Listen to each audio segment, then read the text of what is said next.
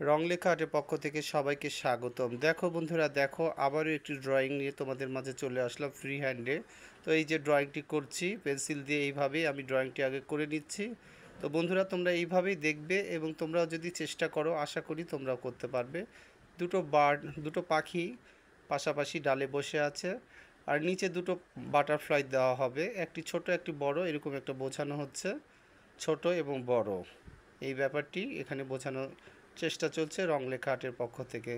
তো বন্ধুরা, তোমরা এইভাবেই ড্রয়িংটি দেখে যদি প্র্যাকটিস করো, আবারও বলছি, তাহলে তোমরাও এই ড্রয়িংটি সুন্দরভাবে কমপ্লিট করতে পারবে। তো এই যে বাটারফ্লাইটি আমি ড্রয়িং করে নিচ্ছি, দুটো পাখি তো করেই নিলাম আগেই। এই যে বাটারফ্লাইয়ের যে কাজগুলো সেগুলো হয়ে গেল। এবার যে রঙের ব্যাপারগুলো, এই রঙের যে কাজগুলো সেগুলো এখন অয়েল প্যাস্টেল দিয়ে আমি একে একে রঙগুলো করব। তো এই যে লাইট কালার, যে অরেঞ্জ, যে লাইট অরেঞ্জ, সেই ব্যাপারটি এখানে দেওয়ার চেষ্টা চলছে। একটি পাখির গায়ে দিয়ে দিলাম এবং চোখটি জায়গাটা ফাঁকা রেখে দিলাম। এই পিঙ্ক কালার পাশে এখানে আরেক পাখি, সেখানে পুরোটাই পিঙ্ক কালার দিয়ে ভরে দিলাম। এইভাবেই ধীরে ধীরে কালারগুলো পিঙ্ক কালার। এবার লেমন কালার দিয়ে পাতাগুলোতে টাচ দেওয়া হচ্ছে।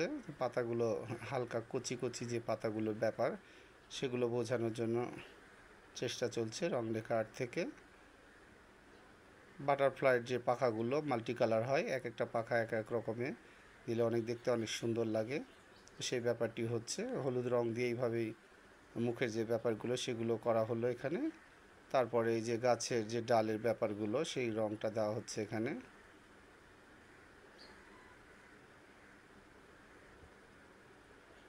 অন্যান্য যে কালারগুলো আছে সেই কালারগুলো ইউজ করা হচ্ছে। রেড কালারটি দেওয়া হলো, বাটারফ্লাইয়ের যে পাখার উপরের যে অংশটা সেখানে রেড কালারটি দেওয়া হলো,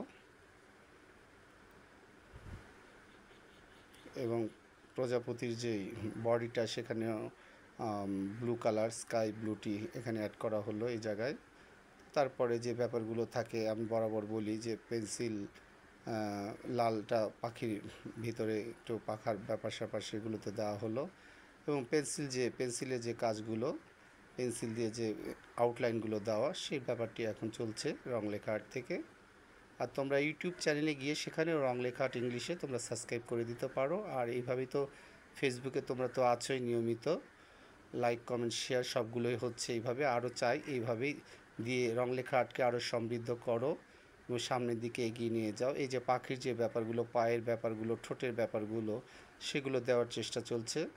তো বন্ধুরা, ড্রয়িংটি কেমন হলো অবশ্যই তোমরা জানাবে এবং রং লেখা আর্টের পাশেই থাকবে। আর আজকে এখানে শেষ করছি। সবাই ভালো থেকো, রং লেখা আর্টের পাশেই থেকো। আল্লাহ হাফিজ।